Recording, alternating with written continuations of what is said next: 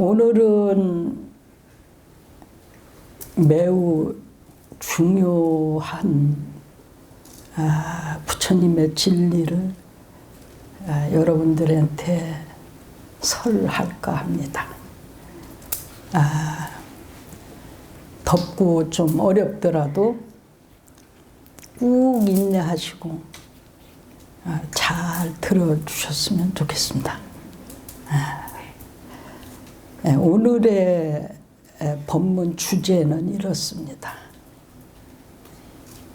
오늘은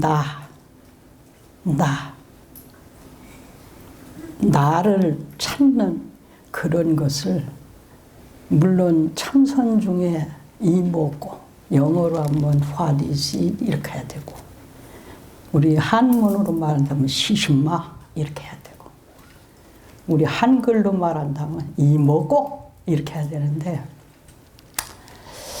요거를 이제 우리 불자님들께서 법문으로 해서 이목고의 원인이 원천적으로 어디서 왔는가에 관해서 말씀을 드리고자 합니다. 자고로 우리나라는 이제 불교가 고구려 소수리망 2년, 즉 서기 372년에 정확하게 불교가 우리나라에 들어왔어요. 그러니까 계산을 해본다면 한 1640년 정도 됐죠.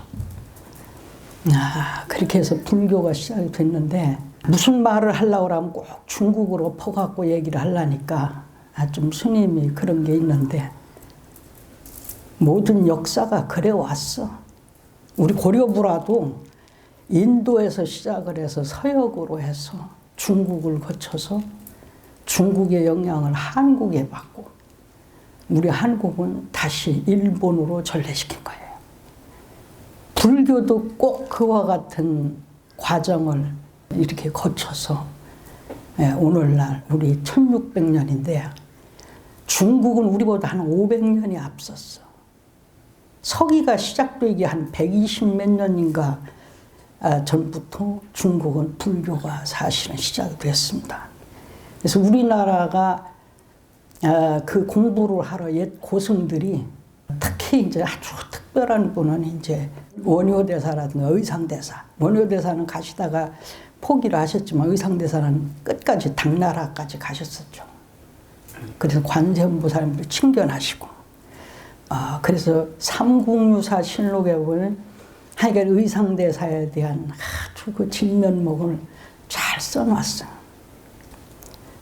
그래서 이제 우리가 이 불교를 왜 믿어야 되는가? 지난번에 부처님 오신 날 스님이 얘기했다시피, 부처님이 결코 다 그냥 이게 삭발 출가해서 너가 무엇인지 깨달아라 하는 것보다는 중생이 어떻게 해야 그 괴로움에서 벗어나며 평화를 유지하고 한 시대를 내가 마음 편히 살 수 있는가, 그것을 말씀하셨다 이 말이죠.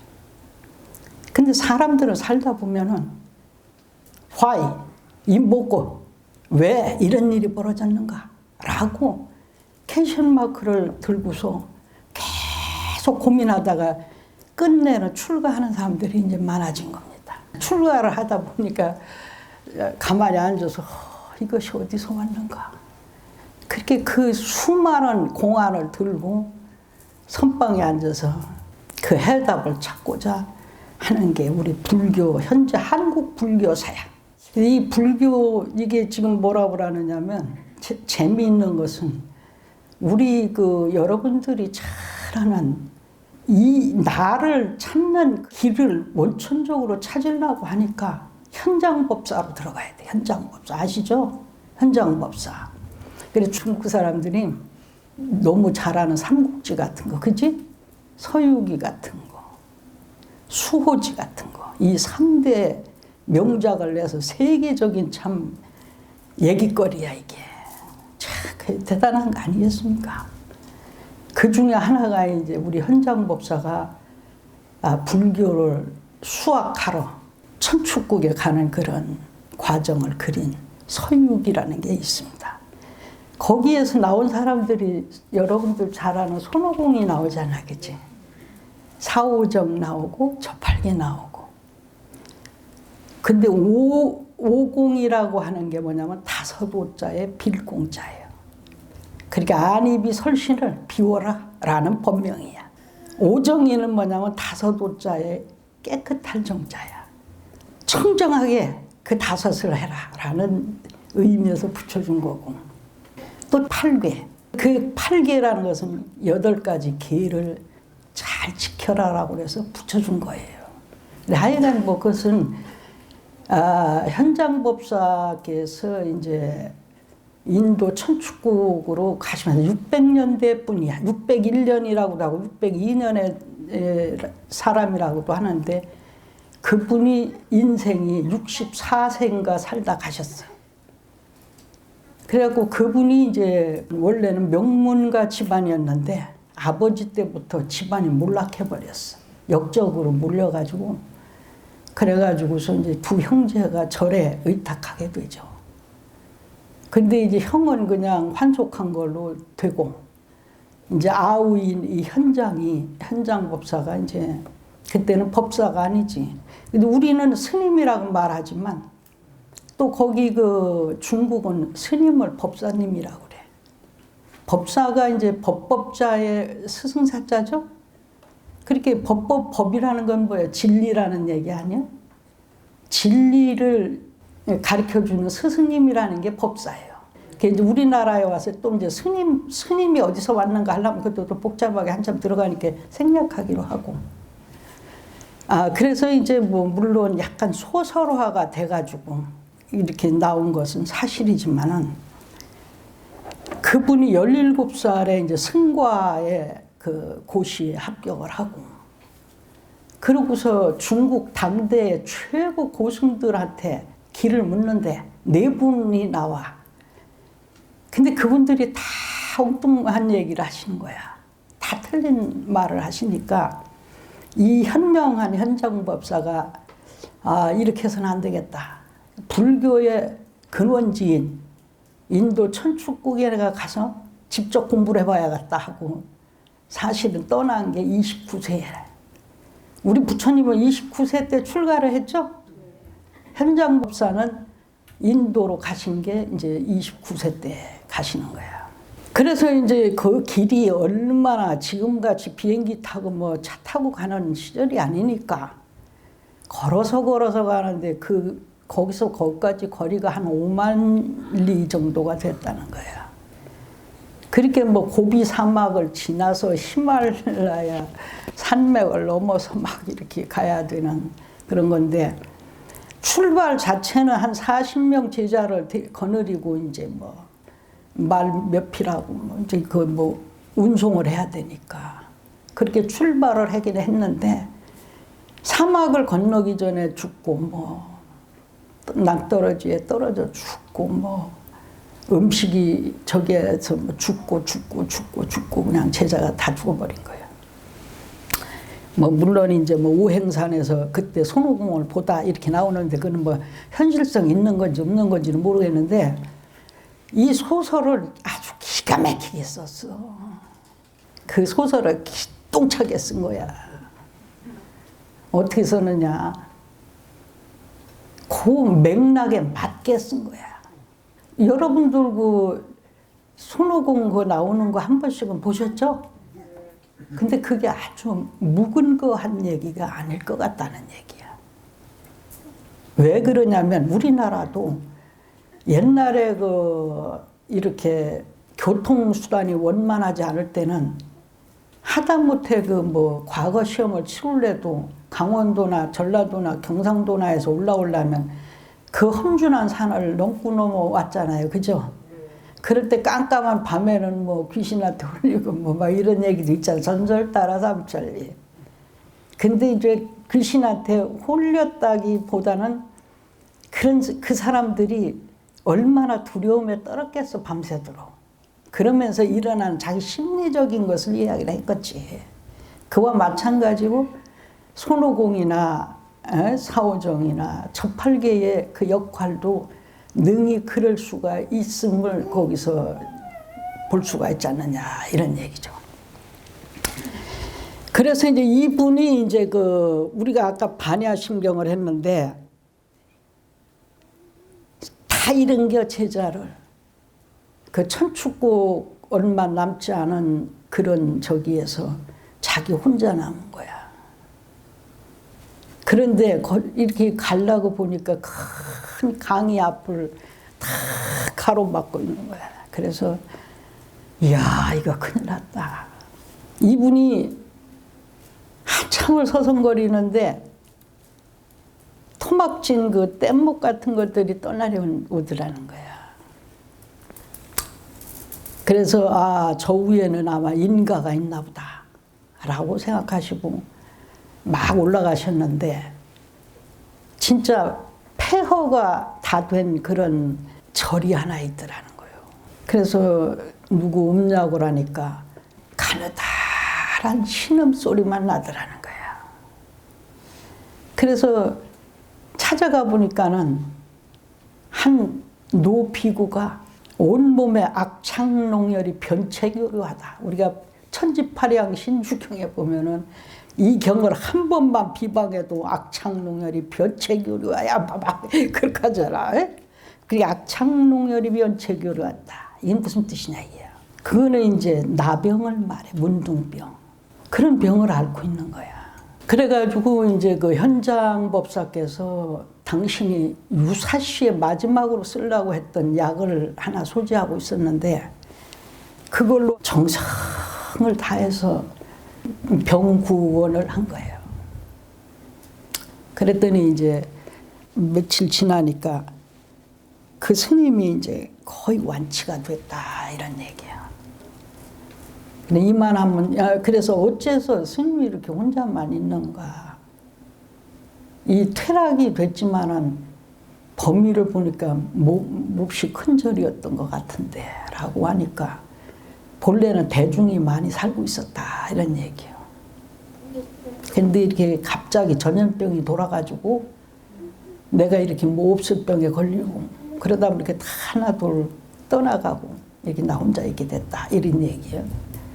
이분이 하여간 이제 당신도 다 나아가니 나는 그러면은 내가 뜻했던 바대로 천축국에 가서 부처님 그것을 공부를 해야 되니 떠나겠소이다 이렇게 작별하고 하니까 이분이 품 안에서 조그마한 서책을 하나 꺼내주는 거야.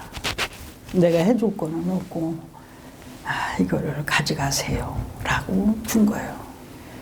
이분이 인도에 채 당도하기도 전에 그 고귀한 경서를 한 권 얻었으니 참 너무너무 기쁘더라는 거야.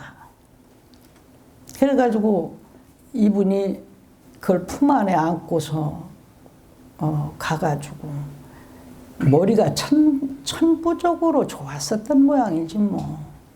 그러니까 인도어를 그렇게 범어 뭐 이런 것을 그렇게 다 배웠다는 거예요.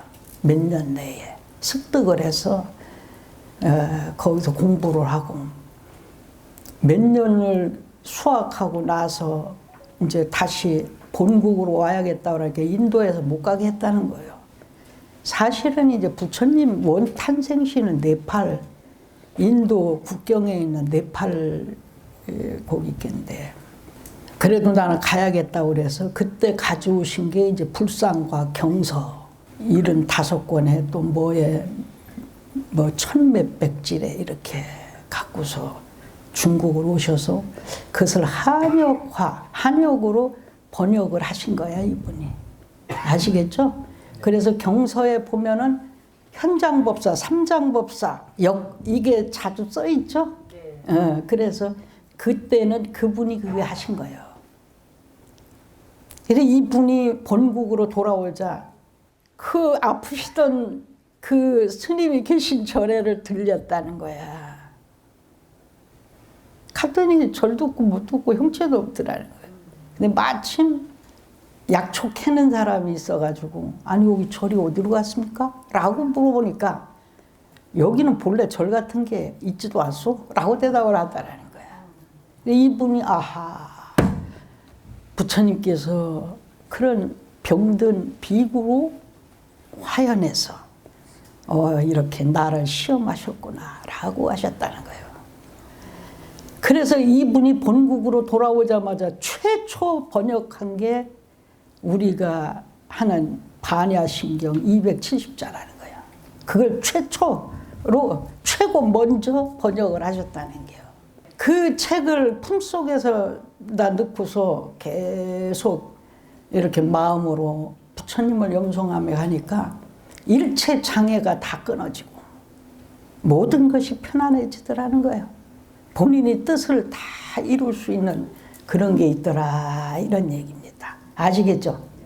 그래 현장법사를 중국에 와서 황제가 이제 삼장법사라고 품수를 내린 거야. 삼장법사는 지난번에 우리 4월 초파일 법회 때도 얘기했지만은 부처님이 이제 10대 제자 중에서 원래 이제 가섭을 비롯해서 사리불과 목걸련 존자는 이미 입적을 하셨을 당시니까 부처님보다 먼저 하셨으니까 그렇게 했는데 이제 네 번째 제자 아나율 제자가 율장을 맡고 아난다 존자가 경장을 맡고 500비구, 500비구를 500라한이라고도 말을 해요. 500아라한이라고도 말을 해. 이분들이 논장한 거예요. 이 경유를 500비구가 논장이라는 것은 뭐야? 그것을 잘 정리하고 풀어서 요약해서 하는 것을 논장이라고 그래. 알겠지? 그 세 가지 부류를 완벽하게 습득한 자를 삼장법사라고 하는 거예요. 아시겠지? 그래 이제 그렇게 하신 거야. 그러는데 우리가 그 마음이라는 놈, 나라는 놈, 과연 참 이 인체를 두고 어떻게 우리는 해석을 해야 되냐 이게야. 나와 내 안에 있는 놈의 관계는 가령 테레비가 있으면은 테레비의 모든 시스템을 다 되도록 해놔도 그 스위치를 꽂거나 그것이 작동이 되도록 작용을 안 해주면 TV로서 될까 안 될까? 안 되죠. 그건 마찬가지야. 그러니까 나를 조정하는 그놈이 그 본질이 나라는 건데 그 나라는 것이 어떤 상황이냐 이거야. 안입이 설신 5가지가 그냥 이렇게 느끼고 보고 본능적 정상인이라면 전광석화보다 더 빨라 느낌이. 그게 색성향 미촉법이라고 그러잖아. 그지? 그냥 그 번개보다 더 빠른데 그것을 느끼게 하는 그 놈이 뭐냐 이거야. 눈이 말하고 듣고 하는 게 아니잖아. 감촉을 느끼는 게 아니잖아. 또 귀는 귀 역할만 하는 거잖아. 그러 안 그러? 다 그거밖에 못하는 거 아니야. 근데 여기서 재미난 거는 인간과 귀신이 있어.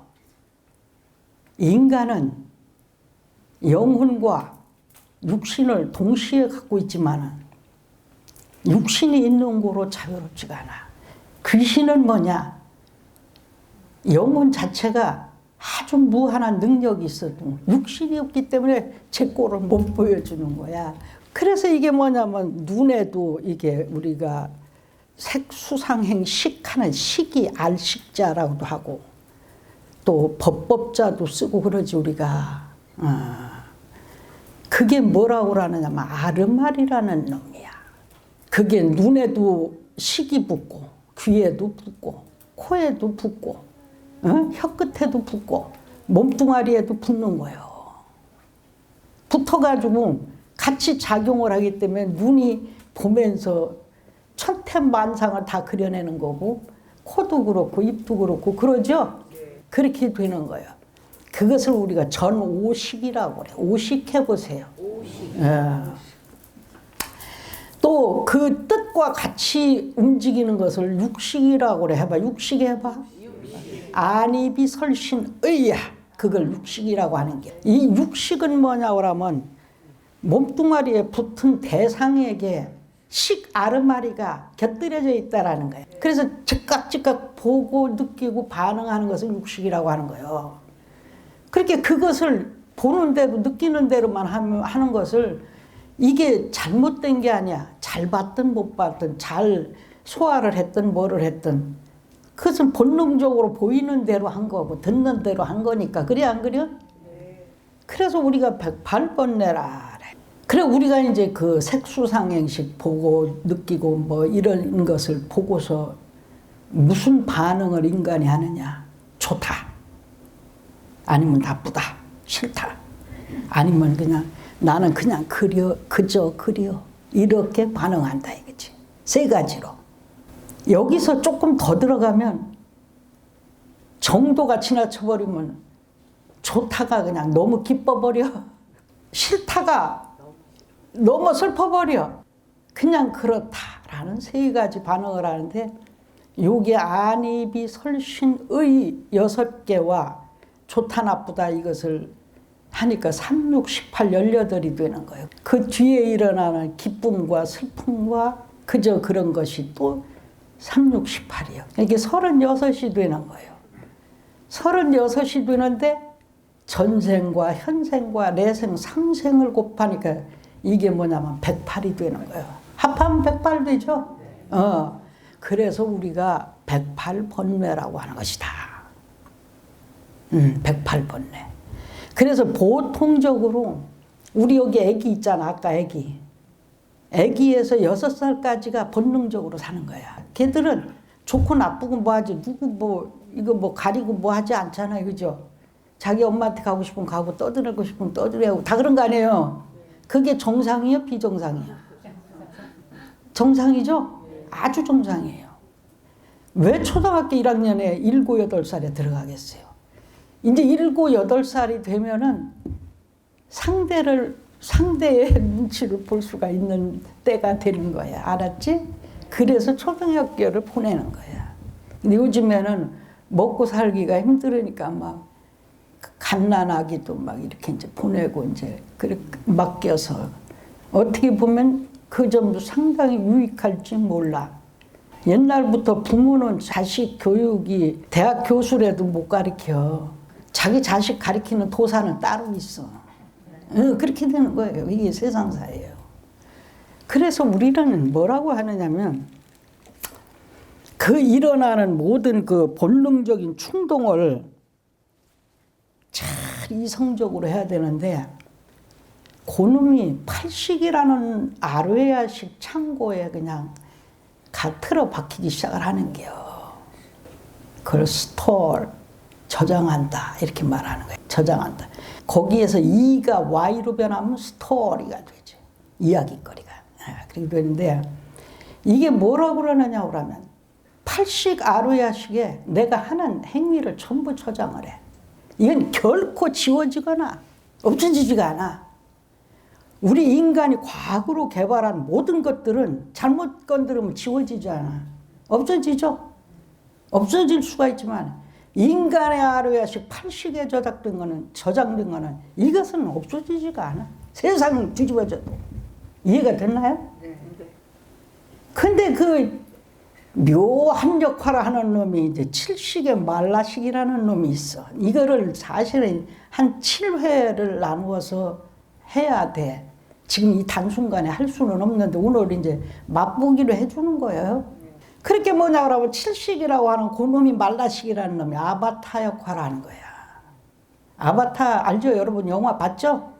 아바타가 원래는 그게 아바타라 이렇게 돼서 이게 본래는 산스크리트어였대. 힌두어에서 나온 얘기예요, 말하자면. 힌두인들에게. 그게 이제 화신이라는 뜻이야. 화신. 우리가 석가모니부를 1100억 화신 석가모니부를 이라잖아. 석가모니 부처님이 1100억으로 낮추시도다. 그분의 진리가 그렇게 천강유수 천강물이요. 강이 1000개고 10,000개고 10만 개고 100만 개고 얼마가 많든 간에 탈은 탑이 치잖아. 물만 맑고 고요하다며. 그래서 그 아바타라라는 것을 라를 줄이고 A를 띄어내 빌고 아바타라고 얘기를 한다는 거예요.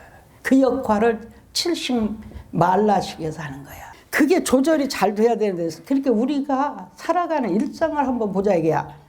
누구한테 기분 나쁜 건 절대로 안 잊어버려. 잃어버려 안 잃어버려? 남편이 나한테 해코지한 거 잃어버려 안 잃어버리잖아.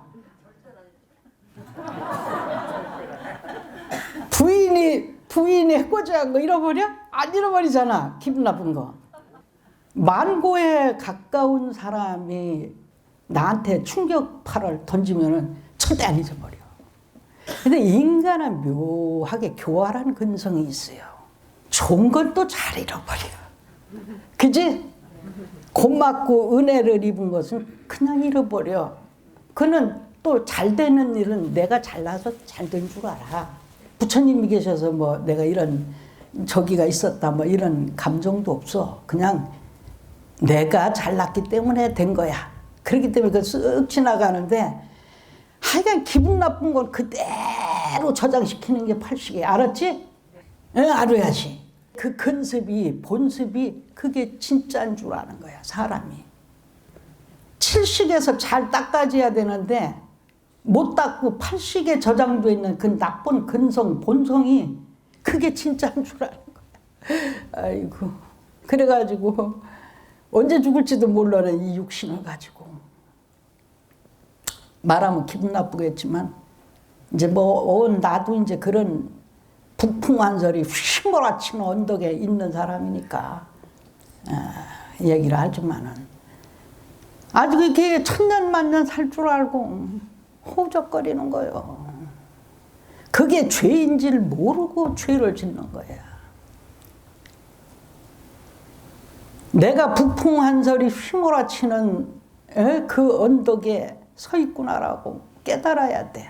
그런데 거기 들판 가운데에서 늘 스님이 18번지로 얘기하지만, 곡식이 무르익었는데 덜어는 쭉정이들 고개를 번쩍 쳐들고 있도다. 이런 얘기 아니야? 빈 쭉정이니까 고개가 숙여지겠냐 이 말이야. 안 숙여지지.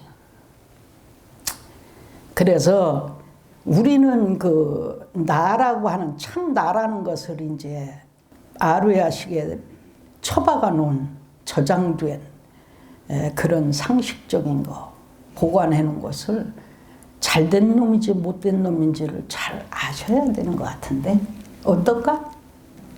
좀 말하는 게 좀 나도 쉽게 아무리 쉽게 얘기해 주려고 그래도 좀 쉽지 못해서 미안하니까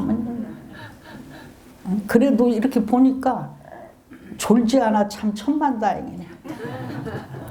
그전에는 법문 좀 조금 깊이 들어가려면 벌써 졸기 시작하는 거예요. 응? 그런데 이제 우리가 나라고 하는 근본적으로 그걸 보고 진아라고도 하지요. 참 진짜 나자 참나. 어디서 찾아야 하는가? 그래서 원래는 이제 중국 불교가 본래 이제 그 유식론을 시작을 해서 법상종이야 지금도. 일본도 그래. 우리나라도 고려 때만 해도 법상종과 천태종, 화엄종이 최고의 종파를 이루었었는데, 이승만 정권 당시에 이제 조계종으로 우리가 이렇게 불교가 이렇게 섰죠.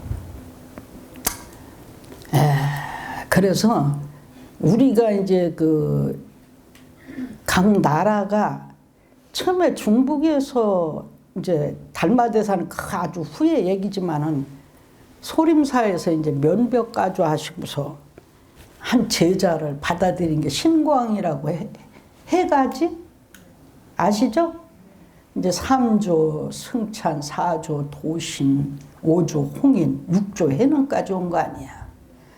그래서 이제 그게 이제 선풍을 일으킨 거라. 이뭐 면벽가주라든가 이렇게 한 거야. 그래 6조 때 이제 해능 조사께서 하도 말썽을 일으키니까, 원래는 이제 서천 28조에서 동토 6조인데 거기서 더 이상은 그런 대물림을 말자 하고서 그래 6조 해능으로 한 건데, 이제 나는 그런 생각이야. 과연 나도 그랬어. 몸뚱아리가 죽으면 정신도 죽는 거. 뭐 그렇지 뭐 이렇게 했는데, 실질상 그렇지 않은 것이다라는 것을 잘 아셔야 돼. 그러니까 지난번에 내가 관음예문을 하면서 안 빠지면 상 준다고 했죠. 근데 지난번 초파일 때 부처님 오실 때 했어야 되는데 스님이 그 전날 내가 사실은 좀 이렇게 나와가지고 경황이 없었어. 그래서 못 만들었는데 이번에 오늘은 상도 좀 출판이야. 그러고 우리 대덕화 회장님이 일기 회장님이시잖아. 관음에. 일기야 여러분들. 일기생. 여기 알겠지? 우리 대덕화 회장님한테 박수. 그래. 우리 저기 정각 회장님한테도 박수.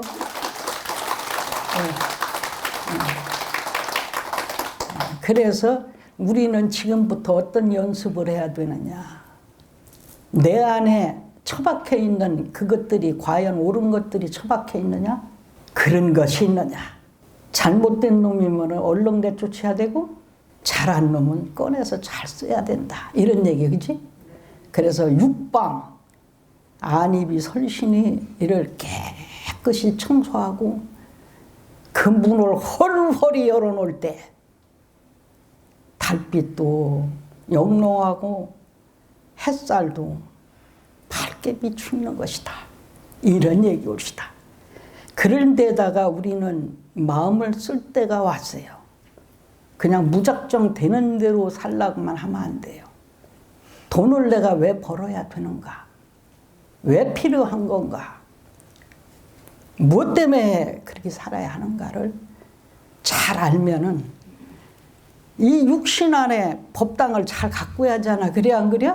네. 여기다가 정원도 가꾸고 늘 향을 피워서 법향이 은은하게 피어야 될 거 아니야. 응? 법향이 은은하게 펴서 본인들이 보면은 저분을 보면 좋다라는 생각이 들어야 되고 어느 자리든 내가 가는 자리는 항상 향기로워야 돼.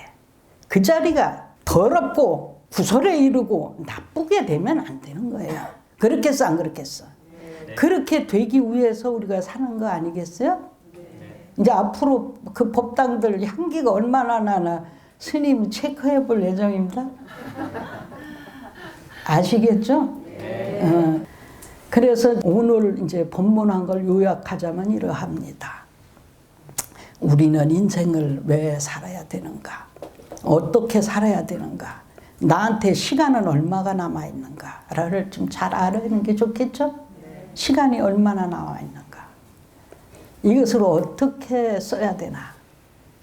그래서 집에서 있을 때는 항상 그 마음밭에다가 향을 피워놓고 향을 피운다는 건 뭐예요? 염불수행 잘하라는 얘기 옳시다. 아시겠죠? 네.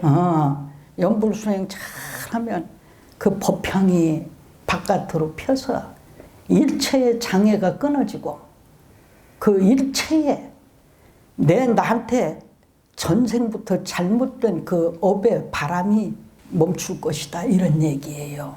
아시겠죠? 네. 오늘 여러분들한테 좀 딱딱하지 않으려니까는 그렇게 삼장법사 얘기를 했는데 들을만 했나요? 네. 그리고 난 사실 예불 모실 때도 막 건너뛰고 어떡해야 좀 짧게 해가지고 여러분들 지치지 않게 하나 맨날 그것만 연구하는 사람이야. 오늘은 여기서 끝내도록 하겠습니다. 성불하십시오. 고맙습니다.